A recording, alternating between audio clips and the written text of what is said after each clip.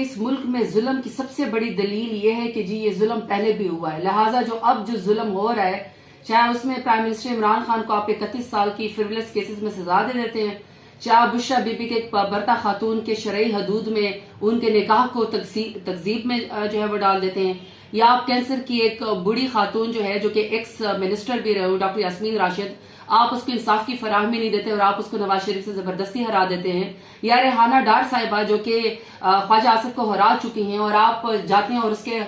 एक वालदा हैं, आप उसके गरेबान में हाथ डालते हैं, लेकिन फिर उसके मुकाबले जिस शख्स को आप फॉर्म 47 के जरिए जितवा देते हैं आप उसको जो है वो डिफेंस मिनिस्टर बना देते हैं। तो ये जो दलील है इस मुल्क के अंदर के पहले भी जुल्म हो रहा है, लिहाजा